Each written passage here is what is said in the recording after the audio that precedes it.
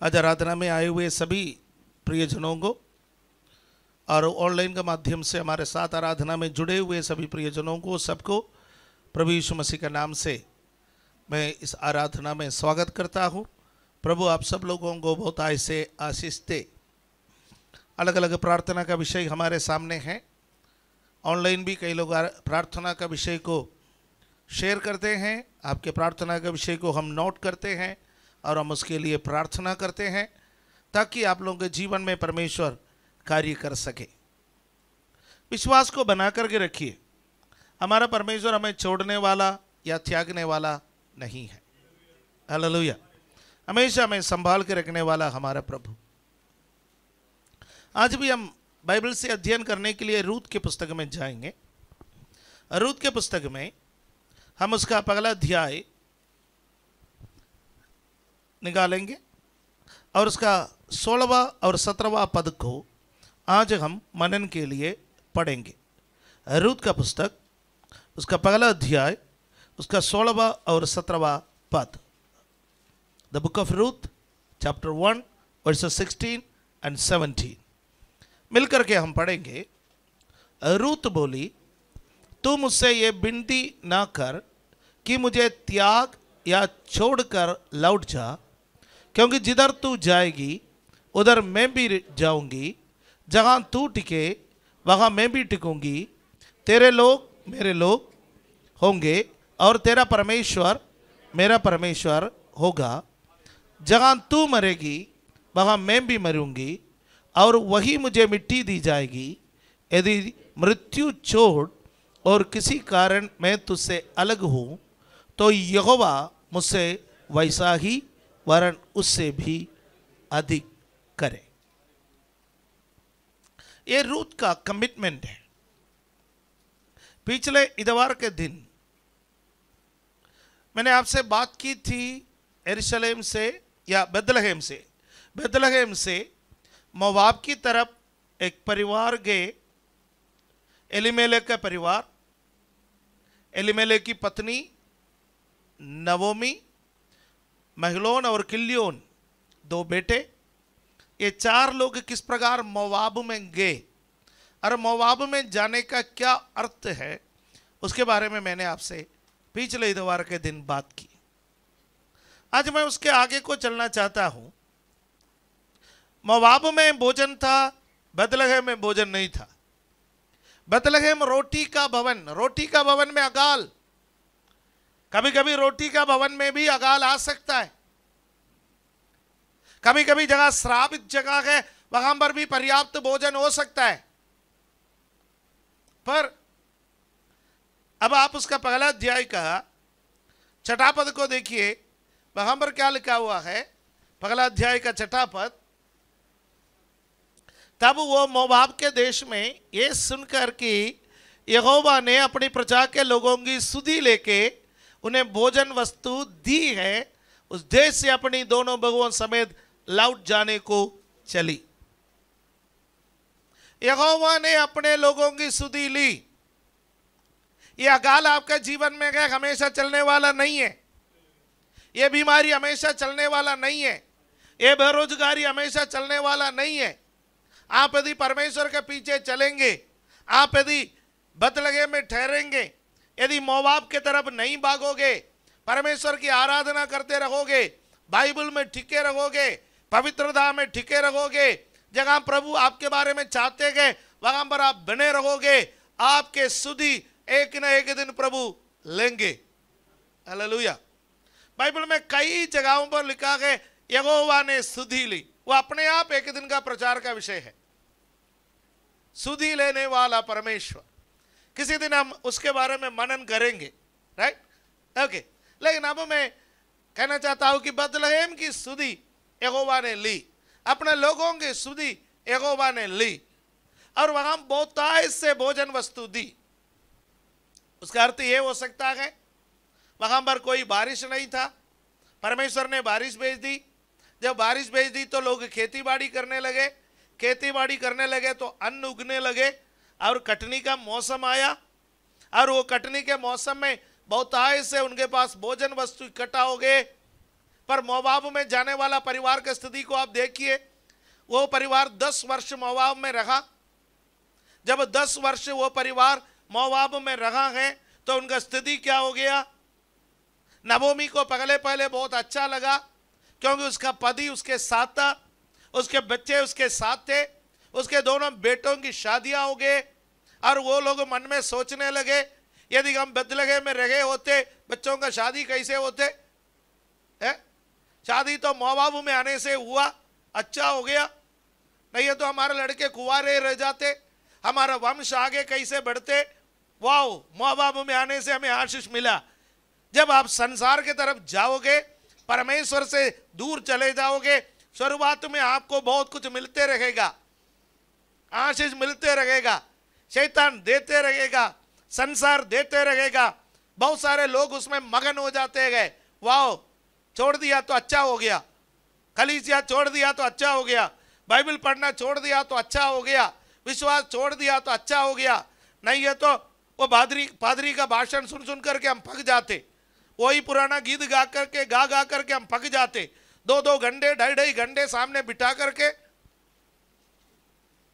है ऐसा Bible study दिला देता, उपवास करा देता, परेशान कर देता। पर अब देखो बहुत आजाद हो गया, बच्चों का शादी भी हो गया, अब पोते पोती आएंगे, बहुत आनंद के माहौल होंगे हमारे लिए। पर उनके सोचने के अनुसार बातें हुआ नहीं। एक दिन नवोमी का पति एलीमेलेक के मृत्यु हो गए। उस वक्त उन्होंने सोचा वो तो बुजुर्ग था, कोई बात नहीं, बच्चों बड़े होते हुए देखा, बच्चों का शादी भी देख लिया, कोई बात नहीं, ये तो ऐसा हो गया होगा। अरे सब जगह लोग मरते गए, हमारा भी पति मर गए, क्या हो गया। पर उसके साथ कहानी समाप्त नहीं हुआ। उसके दोनों बेटे एक एक करके मर गए। 10 साल में 3 मौत, और वंश बढ़ा नहीं बढ़ा, बच्चे मिला नहीं मिला, और नवोमी के जीवन में कड़वाहट आने लगे, आंसू आने लगे, विलाप आने लगे, दर्द आने लगे, जिम्मेवारियां बढ़ गए। जब पति था, बच्चे थे, परिवार आराम से चलते थे, कमाने वाले थे, अब कमाने वाला नहीं रहा, परदेश में रहते गए, अपना मकान नहीं है, किराए पर रहते गए, कहां जाए, जिम्मेवारी बढ़ गए, 2 बहुएं साथ, जवान बहुओं को लेकर के कहां जाए। पर उसने सुना मोआब मेरे लिए आशीष का कारण नहीं है। मोआब शुरुआत में अच्छा लगा, पर मोआब मेरे लिए नुकसान है, मेरे पति के लिए नुकसान है, मेरे बच्चों के लिए नुकसान है, मेरे भविष्य के लिए नुकसान है। और वो सोचने लगे अपने दोनों बहुओं को लेकर के मैं बेथलेहम में लौट जाऊंगी, क्योंकि वो मेरा अपना घर है। हालेलुया। आशीष चाहिए तो बेथलेहम में लौटाओ, वचन में लौटाओ, आराधना में लौटाओ, बाइबल में लौटाओ, प्रभु के लोगों के पास लौटाओ। मोआब में आपको प्रार्थना करने वाला नहीं मिलेगा, पर बेथलेहम में यदि मौत भी हो जाए प्रार्थना करने वाला मिलेगा। हालेलुया।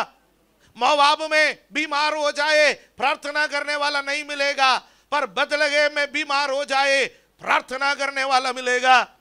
मोआब में आराधना के लिए जाने के लिए परमेश्वर का भवन नहीं है, पर बेथलेहम में कोई मेरे घर में आए या ना आए, मेरे लिए जाने के लिए परमेश्वर के एक भवन है। हालेलुया। मैं जाकर के आराधना कर सकता हूं। उसके मन उससे बातें करने लगा। हालेलुया। कुछ लोगों को देर से होश आता है, उड़ाऊ पुत्र को भी होश आया, देर से आया। हालेलुया। कुछ लोगों का सब कुछ नष्ट होने के बाद होश आ जाता है। अब में से कई लोग ऐसा है, एक समय हमारे पास बहुत कुछ था, हमको होश नहीं था, हमको नहीं मालूम था, पर सब कुछ नष्ट हो गया, हमको होश आ गया, परमेश्वर के तरफ भागो। धन्य हो आप, धन्य हो आप। सब कुछ नष्ट होने के बावजूद भी हमें यीशु मिल गया तो हमको सब कुछ मिल गया। हमारे परिवार को यीशु मिल गया, हमारे बच्चों को यीशु मिल गया, हमको सब कुछ मिल गया है। हालेलुया। सब कुछ होने के बावजूद भी यदि यीशु हमारे जीवन में नहीं है तो हमने कुछ भी हासिल नहीं की।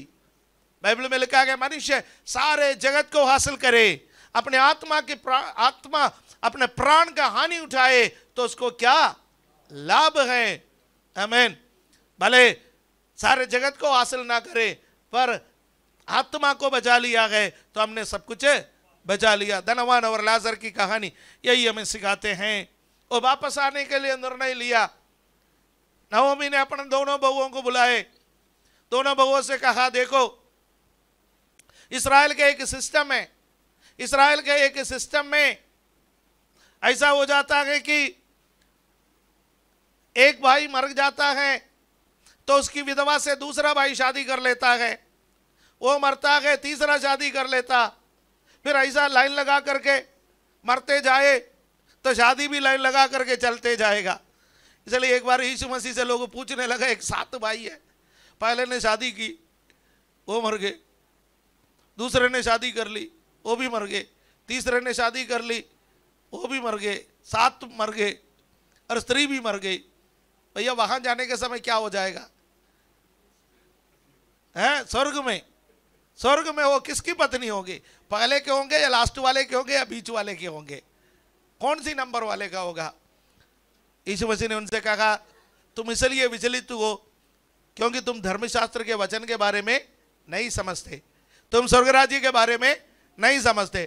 तुमको केवल खाना पीना, शादी करना, बच्चे पैदा करना, नौकरी करना, मकान बनाना, गाड़ी खरीदना, इसके अलावा तुम्हारा सोच आगे नहीं चल रहा है ना?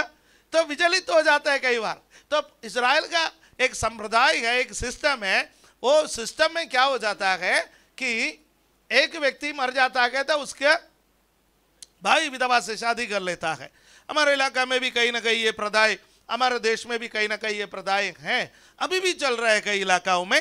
लेकिन जैसा जैसा लोग पढ़े लिखे हो गए हैं, समझदार हो गए हैं, इस प्रथाओं में कमियां आ गई है। अब नाओमी कहने लगे देखो तुम दोनों मेरे साथ चलोगे, मेरा पति भी नहीं रहे और फिर मैं सोच लो मैं शादी कर लूं, फिर एक बच्चा पैदा हो जाए, बेटा पैदा हो जाए, वो बड़ा होने का समय तक क्या तुम लोग इंतजार करोगे? और क्या मैं इस उम्र में शादी कर सकती हूं? मैं तो बुढ़िया हो गई हूं। इसलिए मेरे बेटियों एक बात सुनो, तुम मेरे लिए बहू नहीं हो, बेटियों के समान हो। आप अपने अपने घर को चले जाइए, अपने अपने लोगों के पास चले जाइए, अपने अपने ईश्वरों के पास चले जाइए। मैं तो भरा हुआ यहां पर आई हूं और मैं खाली हो गई हूं, कुछ भी हासिल नहीं हुआ, मेरा डिसीजन गलत था। आप मेरे संग चलने का गलत डिसीजन मत लो, आप अपने घर को चले जाओ। घर वाले तुम्हारे लिए किसी ना किसी को ढूंढेंगे और तुम्हारे शादियां होंगे, तुम्हारे परिवार बसेंगे, तुम अपने परिवार में सकुशल रह पाओगे। मुझे भूल जाओ, सब कुछ भूल जाओ। बड़ी वाली औरपा अक्लमंद थी, उसका समझ में आया मेरी सासू माँ मुझे क्या सिखा रही है। उसने सासू माँ को गले लगाए, चूमा, फूट फूट करके रोए और कहा मेरे सिर पर हाथ रख के आशीर्वाद दो। पैर छुए, रोए और वो अपने घर को चली गई। रूथ दूसरा नंबर की थी, उसने कहा ठीक है सासू माँ आपने जो भी बातें कहा है मैंने सुन लिया, पर मुझसे ये मत कहना कि वापस चले जाओ। उसने उसे कई बातें कहा है, हम देखेंगे क्या क्या बातें उसने कहा। एक कमिटमेंट, एक समर्पण। हम जब मसीहत में आए गए हमने यीशु मसीह के साथ एक समर्पण किया है, एक कमिटमेंट किया गया, एक रिश्ता बनाया। रूथ और नवोमी का जो रिश्ता है वह हमारा और परमेश्वर के बीच का रिश्ते को दर्शाने वाला एक रिश्ता है, हमारे यीशु मसीह के साथ एक रिश्ता है। हालेलुया। और यहां पर रूथ ने क्या क्या कहा, उसका 16वां पद में रूथ ने क्या कहा कि तुम उससे ये विनती ना कर कि मुझे त्याग या छोड़कर लौट जा, क्योंकि जिधर तू जाएगी उधर मैं भी जाऊंगी। पहला कमिटमेंट है, जिधर तू जाएगी वहां मैं भी तुम्हारे संग जाऊंगी। साथ साथ चलने का एक निर्णय, साथ साथ चलने का एक निर्णय। हमने प्रभु यीशु मसीह के साथ चलने का निर्णय लिया है। ध्यान रखना, क्या निर्णय लिया? जहां जगह यीशु जाएगा वहां वहां हम जाएंगे। लेकिन अब मॉडर्न मसीहियों ने उसको बदल दिया है। यीशु मसीह से कहता है जगह जगह मैं जाऊंगा, यीशु मेरे साथ चलना।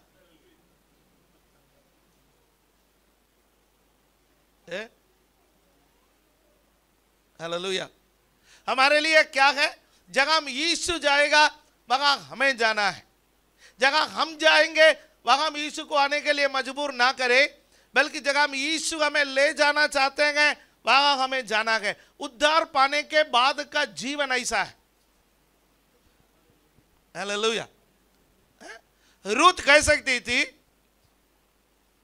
कि तुम बुढ़िया हो चुकी हो, अब मैं तुम्हें छोड़ करके इसलिए नहीं जा रही हूं क्योंकि तुम अकेली जी नहीं पाओगे, मेरे सहारे तू जिएगी, इसलिए जहां मैं जाऊं वहां तुम मेरे साथ आओ। आजकल के मॉडर्न जमाने के रूथ होते तो वो यही कहते, चुपचाप मेरे पीछे पीछे चलते रहो, 2 वक्त की रोटी बना के दे दूंगी। बुढ़िया है।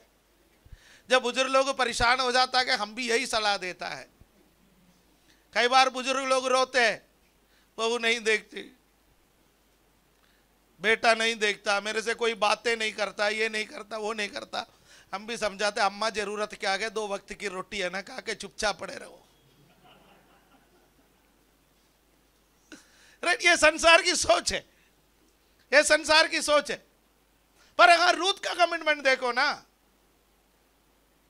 रूथ का कमिटमेंट है कि जहां तू जाएगी वहां मैं तेरे संग जाऊंगी, क्योंकि तू आत्मिक है। मैंने परमेश्वर के बारे में तुझसे सुना, मैंने अभी तक जिंदगी का सबक तुझसे सीखा। तू मुझसे ज्यादा अनुभवी है, तू मुझसे ज्यादा बुद्धिमान है, मैं तेरे अधीनता में रहूंगी। जब मैं शादी होकर के इस घर में आई, मैं वापस जाने के लिए नहीं आई। मेरा पति का डेथ तो हुआ, पर जब तक तू जीवित है इस घर से मेरा रिश्ता है। हालेलुया, आमीन। आज परमेश्वर के साथ ऐसा एक रिश्ता बांधे। जीवन में नष्ट आ सकता है, जीवन में कष्ट आ सकता है, जीवन में हमेशा लाभ ही लाभ नहीं है, हमेशा बल्ले बल्ले नहीं है। जीवन में कई बार तराई भी आ सकता है, मौत की वादियां भी आ सकता है, पर परमेश्वर से कहे, परमेश्वर तुझे छोड़कर हम कहीं भी नहीं जाएंगे, चाहे जीवन में कुछ भी क्यों ना हो जाए। हालेलुया। फिर दूसरा उसने क्या कहा? जहां तू रहेगी मैं भी वहां रहूंगी। यहां पर क्या लिखा? जहां तू टिके वहां मैं भी टिकूंगी। इसका क्या अर्थ है? जहां तू रहेगी मैं वही रहूंगी। मैं जहां रहती हूं वहां तुम्हें रहने के लिए मैं मजबूर करूंगी, ऐसा नहीं, बल्कि तू जहां रहेगी वहां मैं रहूंगी। तू मोवाब में रहेगी, मैं मोवाब में रहूंगी। तू बदलगे में रहेगी तो मैं बदलगे में रहूंगी। तू कहीं और रहेगी, निर्णय तुम्हारा है रहने का। आज प्रभु से कहा गया, प्रभु निर्णय आपका है, मुझे कहां रखना निर्णय आपका है। मुझे बताइए मैं कहां रहूं, मैं किस हालत में रहूं, मैं कैसे रहूं, मैं कौन सी जॉब करूं, कहां पर मैं चलूं, उसका निर्णय लेने के लिए मेरे को क्षमता दे, क्योंकि जगह आप है वहां मैं हूं प्रभु। हालेलुया। आधुनिक विश्वासी अपने मर्जी को पूरा करने के लिए परमेश्वर को मजबूर कर देता है।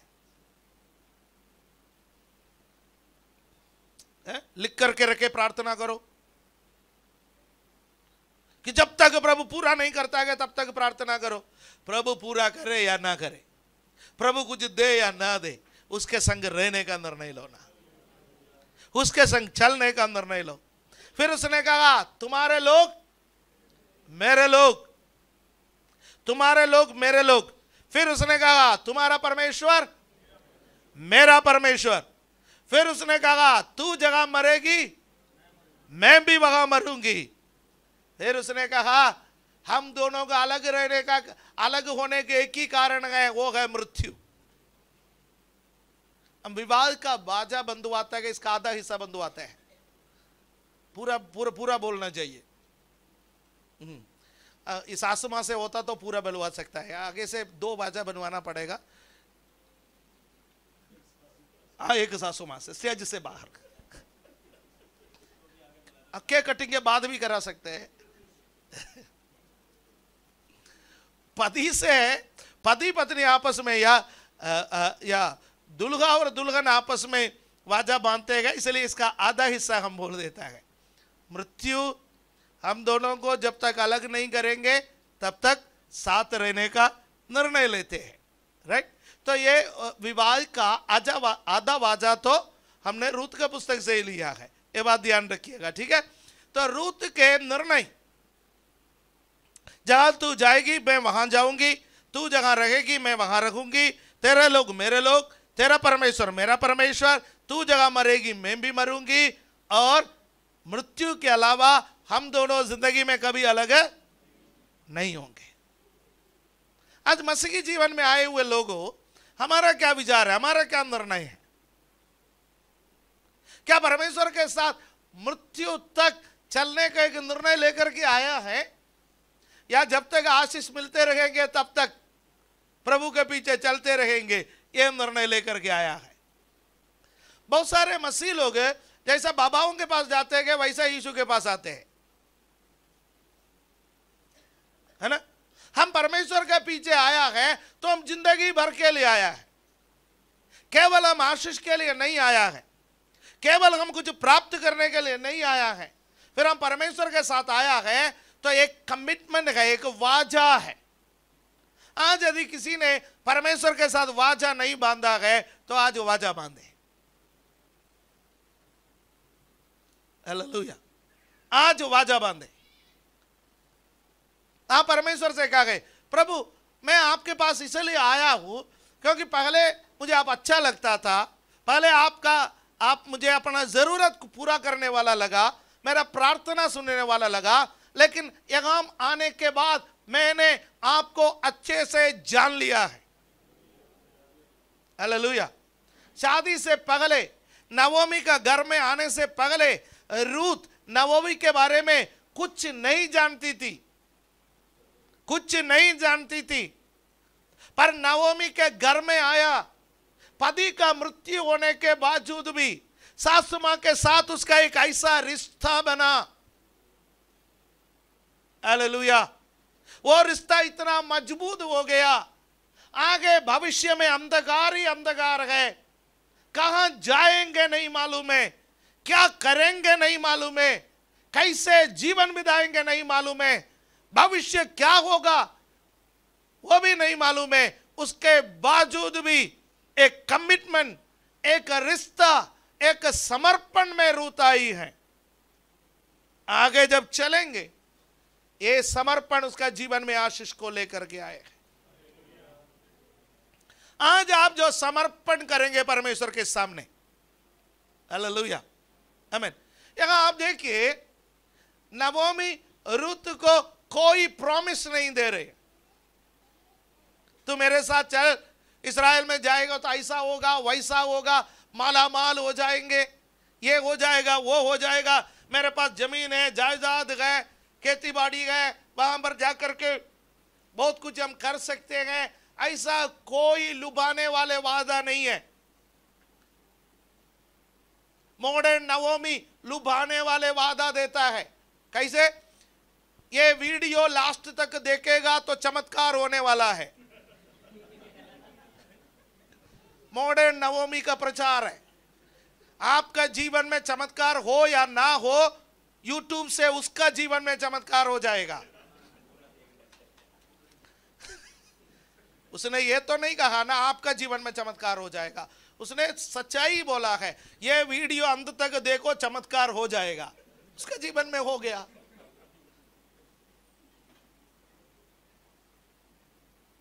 बड़े बड़े भविष्यवाणियां दे करके, बड़े बड़े भविष्यवाणियां दे करके, स्वप्न दिखा करके लोगों को यीशु की ओर आकर्षित करने वाला कार्य आजकल के लोग करते। 1 साल चलते गए, 2 साल चलते गए, 3 साल चलते, 4 साल चलते गए, एक दिन सारे स्वप्न चकना चूर हो जाता है। वो कहते हैं कि मेरे को धोखा दिया, मेरे से पर्ची कटवाया, मेरे से ये करवाया, वो करवाया। प्यारो प्यारो, यीशु ने जब लोगों को बुलाया, उनसे कहा, लोमड़ियों का भट्ट, आकाश के पक्षियों को बसेरा होता गए, पर मनुष्य का पुत्र को सिर रखने का भी जगह नहीं है। आना चाहता है तो आओ। किसी ने उससे पूछा, तू कहां रहता है? कहा, आकर के देखो, चारपाई भी नहीं है।